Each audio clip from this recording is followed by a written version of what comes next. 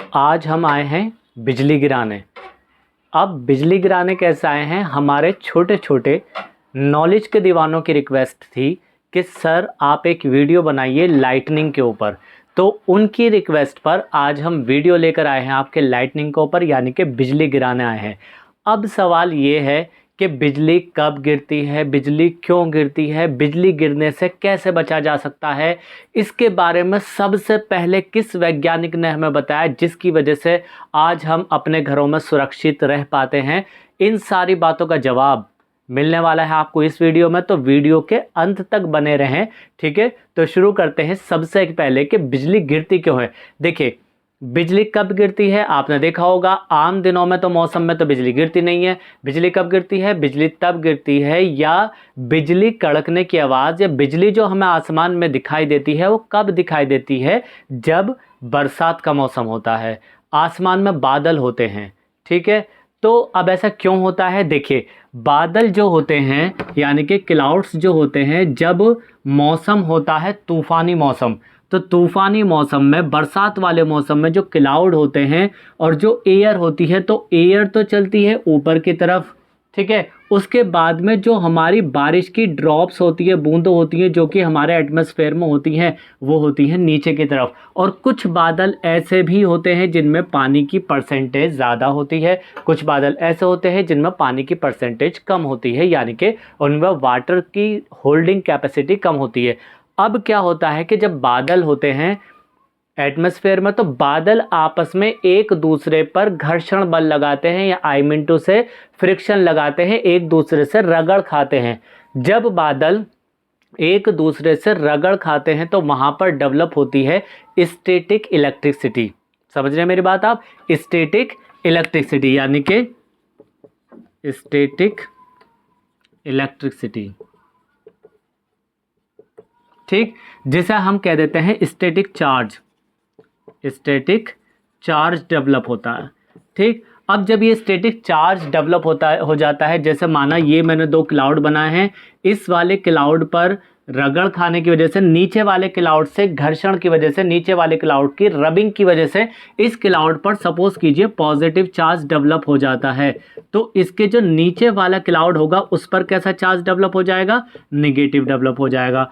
अब माना ये उड़ते उड़ते आपस में एक दूसरे से दूर पहुंच जाते हैं, एक दूसरे का ऊपर नीचे आ जाते हैं, लेकिन इनके बीच में एक चीज़ रहती है जिसे हम कहते हैं एयर, और एयर इन दोनों बादलों को अलग करने का काम करती है, और ये एयर काम करती है इंसुलेटर का। किसका बच्चों, इंसुलेटर। अब इस एयर की वजह से चार्ज यानी कि चार्ज्ड क्लाउड्स जो हैं, जो विद्युत चार्ज डेवलप हो गया है जिन क्लाउड्स पर, वो क्लाउड्स आपस में एक दूसरे से अलग रहते हैं, क्योंकि क्लाउड्स के बीच में हवा की लेयर आ जाती है। लेकिन जब ये और फ्रिक्शन होता है इन वाले बादल पर और इस वाले बादल पर, और फ्रिक्शन होता है और चार्ज का अमाउंट इन पर और ज़्यादा बढ़ता है, तो क्या होता है कि अट्रैक्शन फोर्स की वजह से ये एक दूसरे के पास आने लगते हैं।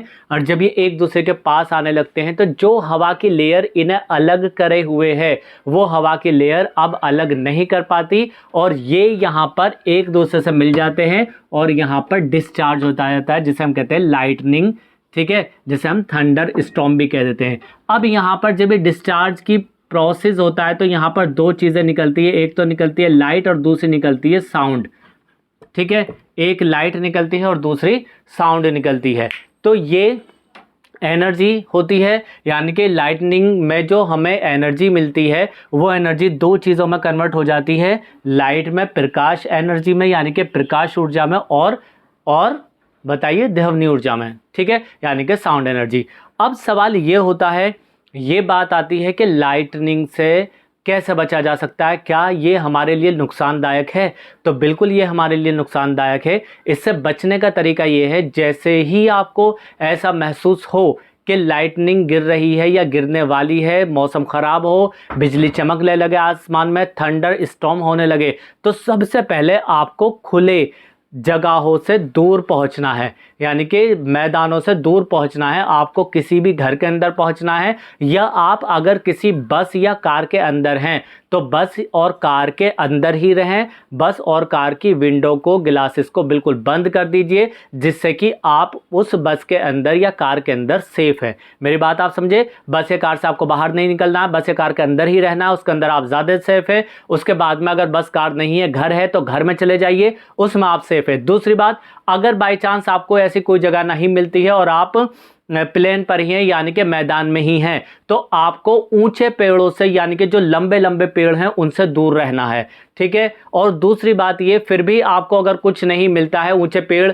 से दूर रहें, पहली बात। दूसरी बात, आप ग्राउंड में यानी कि उस मैदान में अपने शरीर को कम से कम सिकोड़कर, कम से कम जगह में सिकोड़कर नीचे अपना सिर ऐसे करके नीचे घुटनों में सिर देकर अपना दोनों बाहों को बांधकर आप बैठ सकते हैं, जिसकी वजह से आपका एरिया कम हो जाएगा, आप स्मॉल टारगेट हो जाएंगे और बिजली गिरने से बच सकते हैं, यानी कि आप बिजली गिरने से बच सकते हैं। लेकिन अब सवाल ये है कि बिजली गिरती कैसे है? ये तो क्लाउड की बात आ गई, लेकिन अब होता क्या है कि बिजली कहाँ पर गिर सकती है? तो देखिए, बिजली जब भी गिरती है तो वो ऊंचे ऊंचे टावर्स पर, ऊंची ऊंची बिल्डिंगों पर और ऊंचे ऊंचे पेड़ों पर गिरती है, जिसकी वजह ये होती है कि जब कोई भी चार्ज्ड क्लाउड, ठीक है, जब कोई भी चार्ज्ड क्लाउड किसी भी बिल्डिंग या ऊंचे पेड़ के ऊपर से गुजरता है, जैसे माना ये हमारा एक ऊंचा वाला लंबा सा पेड़ है, ठीक है, इसके ऊपर से यहाँ से ये क्लाउड गुजर रहा है, ठीक है, इस पर चार्ज है, सपोज कीजिए पॉजिटिव, इस क्लाउड पर चार्ज है पॉजिटिव,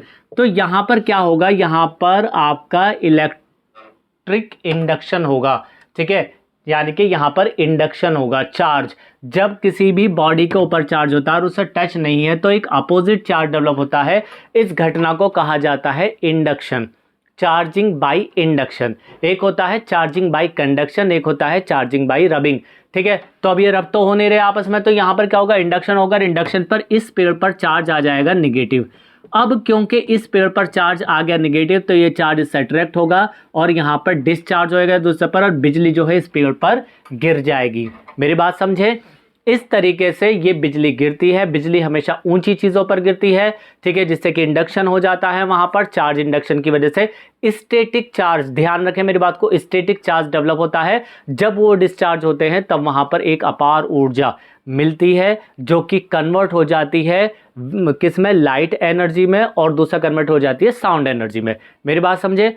अब बात ये आती है, अब आप छोटे छोटे से नॉलेज के दीवाने ये सोच रहे होंगे कि इससे फिर कैसे बचा जा सकता है, इससे और क्या बचने के तरीके हैं, ठीक है। तो पहली बात तो मैंने आपको ये बता दी कि इससे इस तरीके से बचा जा सकता है, आप घर के अंदर रहें, मैदानों से दूर रहें। खुले मैदान में से आप किसी भी घर में पहुँचे, कार में पहुँचें या फिर बस के अंदर पहुँचें, लंबे पेड़ों से आपको दूर रहना है, ठीक है। अपने शरीर को कम से कम जगह में सिकोड़कर आपको ज़मीन पर बैठ जाना है, सिर अपना नीचे कर लेना है, जिसकी वजह से आप एक छोटे टारगेट हो जाएंगे और आप पर बिजली गिरने के चांस कम होंगे।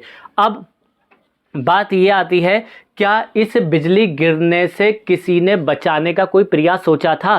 तो बिल्कुल सोचा था। एक साइंटिस्ट थे जिनका नाम था बेंजामिन फ्रैंकलिन, और बेंजामिन फ्रैंकलिन ने इससे बचने का तरीका बताया था। उन्होंने एक्सपेरिमेंट किया था, और वो एक्सपेरिमेंट बहुत ही ज़्यादा खतरनाक एक्सपेरिमेंट था, यानी कि उन्होंने अपनी जान लगा दी थी उस एक्सपेरिमेंट को करने में, और बहुत ही ज़्यादा खतरनाक था। लेकिन वो हमें एक ऐसी चीज़ बता गए जिसका इस्तेमाल करके आज हम अपनी बिल्डिंगों में सुरक्षित रहते हैं, जिसका नाम है लाइटनिंग कंडक्टर। फ्रैंकलिन कंडक्टर भी उसे कहा जाता है। अब वो क्या होता, उन्होंने क्या बताया? तो उन्होंने जब बारिश हो रही थी, तूफानी रात थी, बिजली चमक रही थी, तो उन्होंने एक एक्सपेरिमेंट किया था, एक पतंग उड़ाई थी। अब उस पतंग को उन्होंने किस तरीके से एक्सपेरिमेंट किया, कैसे उड़ाई? तो देखिए, इसमें बात ये आती है कि यहाँ पर जैसे उन्होंने ये पतंग ली, और पतंग के बाद में यहाँ पर उन्होंने एक बिल्डिंग के अंदर वो खड़े हो गए सेफ। उसके बाद में ये अंदर खड़े हुए थे जहाँ से उनके ऊपर बारिश नहीं आ रही थी। अब इस पतंग में यहाँ पर एक मेटल की रॉड लगा दी गई थी। पतंग को इस तरीके से डिज़ाइन किया गया था, और यहाँ से लेकर यहाँ तक की जो रस्सी थी, ये थोड़ी सी रस्सी जो थी, ये थी आपके जूट की। किसकी थी? जूट की रस्सी थी। और उसके बाद में जो आगे वाली रस्सी थी जो उनके हाथ तक पहुंची थी, ये थी सिल्क की। किसकी रस्सी थी? सिल्क की रस्सी थी। उसके बाद में यहाँ पर इस जगह पर उन्होंने एक चाबी लटका दी थी, मेटल की चाबी, यानी कि मेटेलिक की, ठीक है, ये मेटेलिक की लटका दी। अब क्या हुआ, जब ये बारिश में पतंग उड़ी तूफानी रात में पतंग उड़ी जिसमें बिजलियां, थंडरस्टॉर्म हो रहा था, जिसे हम हिंदी में कह देते हैं तड़ित झंझा। जब तड़ित झंझा हो रही थी तो यहाँ पर इस पतंग पर बिजली गिरी। जैसे इस पतंग पर बिजली गिरी तो वो जो बिजली थी, यानी कि वो जो इलेक्ट्रिसिटी का अमाउंट था, इलेक्ट्रिक चार्ज का अमाउंट था, वो इसके ज़रिए, क्योंकि रस्सी, जूट वाली रस्सी गीली हो गई थी, तो वो जूट वाली रस्सी के गीले होने के बाद में वो सारी इलेक्ट्रिसिटी, यानी कि सारा अमाउंट जो था विद्युत का, वो यहाँ पहुँचा। अब जैसे ही ये यहाँ पहुंचा तो आगे वाली जो थी वो सिल्क पर थी, और इन्होंने अपने खड़े होने पर यहाँ ये रबड़ के स्टैंड पर खड़े थे, और ये जो सिल्क थी, ये सिल्क क्योंकि गीली नहीं हो रही थी और ये इतना अंदर थे, ये रूफ के अंदर थे, ये जो थे ये रूफ के अंदर थे, ठीक है, बात समझ रहे हैं। तो ये भी गीले नहीं थे, इन पर भी बारिश नहीं थी, और इस सिल्क की जो रस्सी भी, ये भी गीली नहीं थी। तो अब क्या हुआ कि इन तक चार्ज ट्रांसफर नहीं हुआ, चार्ज यहीं तक रहा। लेकिन जैसे ही इस की से जब ये थोड़ा सा खींचकर इसे पास लेकर आए और इस की से इन्होंने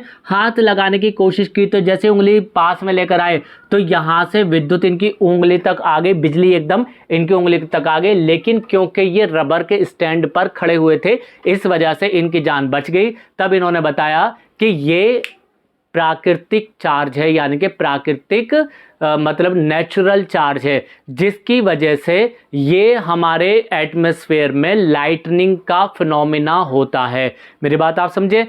उसके लिए इन्होंने बहुत सारी समस्याओं को झेला था, बहुत सारी चीज़ों को इन्होंने बर्दाश्त किया था। लेकिन अब मैं इस वीडियो में उन बातों पर नहीं जाऊंगा। लेकिन आप समझ गए बात, लाइटनिंग कंडक्टर का जो इन्वेंशन किया था वो किसने किया था? बेंजामिन फ्रैंकलिन ने। अब लास्ट में सबसे इंपॉर्टेंट बात आती है, और वो सबसे इंपॉर्टेंट बात ये है कि अगर किसी इंसान के ऊपर बिजली गिरने वाली है तो क्या उसे पता लग सकता है? दूसरी सबसे इंपॉर्टेंट बात आती है कि जब बिजली गिरती है, जब लाइटनिंग थंडर होता है, थंडर स्टॉर्म होता है, तो क्या इसके सिर्फ नुकसान ही नुकसान है या इसका कुछ फायदा भी है? तो बिल्कुल मैं इन बातों पर आ रहा हूं, तो वीडियो में बने रहें। अब पहला पॉइंट यह है कि अगर किसी इंसान पर बिजली गिरने वाली हो तो उसे पता कैसे लगेगा? तो उसे पता इस तरीके से लगेगा, जैसे ही वो खुले मैदान में पहुंचेगा और उसके ऊपर बिजली गिरने वाली है तो उसके जो बाल हैं, ये बाल कैसे हो जाएंगे? खड़े हो जाएंगे। ये बाल खड़े हो जाएंगे। क्यों? क्योंकि बादल पर चार्ज पॉजिटिव या निगेटिव जो भी है, इस पर हमारे ऊपर चार्ज कैसा आ गया? निगेटिव। या अगर बादल पर चार्ज पॉजिटिव है तो हमारे ऊपर निगेटिव आएगा, बादल पर निगेटिव है तो हमारे ऊपर पॉजिटिव आएगा, अपोजिट चार्ज। अब अपोजिट चार्ज इन बादलों को मतलब इन बाल को अट्रैक्ट करेगा और बाल खड़े हो जाएंगे, और उस इंसान के बाल खड़े हो जाएंगे और से ऐसा लगने लगेगा जैसे सिर में चींटियां सी चल रही है। तो उसे अलर्ट हो जाना चाहिए कि उसके ऊपर अब कुछ ना कुछ होने वाला है, बिजली गिरने वाली है, तो उसे सुरक्षित स्थान पर पहुंचना चाहिए। अब दूसरी बात ये आती है कि लाइटनिंग मतलब बिजली गिरने से फायदे क्या होते हैं? इससे तो नुकसान ही नुकसान है। बिजली अगर किसी इंसान पर गिर जाए तो इंसान की मौत पक्की है, किसी बिल्डिंग पर भी गिर जाए तो बिल्डिंग का जलना पक्का है। लेकिन इसके फायदे क्या हैं? इसके फायदे ये हैं, जब बिजली गिरती है, यानी कि जब लाइटनिंग होती है एटमॉस्फेयर में, मतलब हमारे वातावरण में जब लाइटनिंग होती है, तो लाइटनिंग होने से ओजोन लेयर का क्रिएशन होता है, ओजोन लेयर डेवलप होती है, क्योंकि वहां पर O3 बनता है। यानी कि जब लाइटनिंग होती है तो क्या बनता है? O3, ओजोन लेयर और ज़्यादा प्रबल हो जाती है और ज़्यादा मजबूत हो जाती है। जो उसमें थोड़ा बहुत मतलब होल हो गया है वो और भरने लगता है। लाइटनिंग का एक फ़ायदा ये है। और दूसरा सबसे बड़ा फ़ायदा ये है कि जब लाइटनिंग होती है तो हमारे एटमॉस्फेयर में बहुत सारे एलिमेंट होते हैं, बहुत सारे तत्व होते हैं। तो जब वो बहुत सारे तत्व होते हैं तो जब उन्हें हाई टेम्परेचर मिलता है, और हाई टेम्परेचर की वजह से वहाँ पर क्रिएशन होता है HNO3 का, डाइल्यूट HNO3।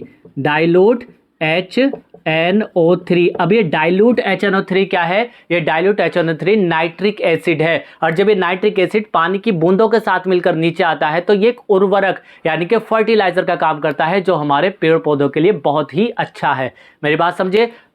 ठीक है। अब लाइटनिंग कंडक्टर क्या है, ये बात मेरी बीच में रह गई थी, बेंजामिन फ्रैंकलिन वाला केस। तो बेंजामिन फ्रैंकलिन ने एक ऐसा लाइटनिंग कंडक्टर हमें बता दिया जिसका इस्तेमाल करके हम अपनी बिल्डिंग या ऊंची ऊंची इमारत या मंदिर को, मस्जिद को लाइटनिंग गिरने से बचा सकते हैं। और वो क्या होता है कि जब ऊंची ऊंची इमारत होती है तो इन पर एक लाइटिंग कंडक्टर लगा दिया जाता है, जिसे हम कहते हैं बेंजामिन फ्रैंकलिन कंडक्टर या फ्रैंकलिन कंडक्टर। तो ये एक पतला सा तार होता है, जो तार उस बिल्डिंग की बॉडी से यानी कि उस बिल्डिंग से टच होता हुआ नीचे ग्राउंड में अर्थ होता है। ठीक है। अब जैसे ही बिजली गिरती है तो सारी बिजली इस पर गिरती है और ये ग्राउंड से टच होता हुआ ये पूरा का पूरा चार्ज कहाँ चला जाता है, अर्थ में चला जाता है, और बिल्डिंग कैसी रहती है, ये वाली बिल्डिंग सेफ रहती है। मेरी बात आप समझे। दूसरी बात यह है कि क्या उपाय हैं इससे बचने के जब बिजली गिरने वाली होती है सुरक्षित स्थान पर। दूसरा क्या हो सकता है, तो दूसरा यह है कि जो भी तार वाली इलेक्ट्रिसिटी की चीज़ें आपके घर में इस्तेमाल होती हैं, जैसे पुराने ज़माने में टेलीविज़न इस्तेमाल होता था जिसका एंटीना होता था, आजकल तो है नहीं वो, तो उसका जो तार होता था वो उस तार के जरिए आसमानी बिजली घरों तक आ जाती है। ऐसे बहुत सारे वाक्य होते हैं, ऐसे बहुत सारे केस हुए हैं जिसकी वजह से इंसानों की मौत हुई है बिजली के गिरने की वजह से, क्योंकि बिजली वो एंटीने पर गिरती थी और एंटीने के जरिए तार के जरिए होती हुई वो घर में आ जाती थी। अब जैसे ही कोई भी इंसान उस टेलीविज़न को टच करता था तो उसकी मौत पक्की थी। ठीक है, इस वजह से जब भी लाइटनिंग हो तो आप बिजली के यानी कि लाइटनिंग कंडक्टर से दूर रहें। ठीक है, मतलब कंडक्टर से दूर रहें जो तार लगे हुए हो जहां पर। अगर आप मोबाइल का इस्तेमाल करते हैं तो मोबाइल सेफ है, लेकिन आप अगर लैंडलाइन फ़ोन इस्तेमाल करते हैं तो वो उस टाइम पर थंडर स्टॉर्म के टाइम पर सेफ नहीं है, क्योंकि उस तारों के ज़रिए बिजली उस फ़ोन तक आ सकती है और इंसानों को खतरा हो सकता है। तो जो भी चीज़ तार वाली हैं जिनमें तार कंडक्टर यूज़ है, ठीक है, तो लाइटनिंग मतलब थंडर हो रहा हो, जब लाइटनिंग हो रही हो और जब मौसम बिगड़ रहा हो तो उन चीज़ों से दूर रहने में ही फ़ायदा है। ठीक है, तो ये छोटे से प्यारे से सुंदर से नॉलेज के दीवानों के लिए वीडियो थी। मैं फिर ऐसे ही वीडियो में आपको मिलता रहूँगा और मेरे प्लीज़ चैनल को सब्सक्राइब कीजिए, लाइक कीजिए, शेयर कीजिए। Thank you very much, good bye, see you again.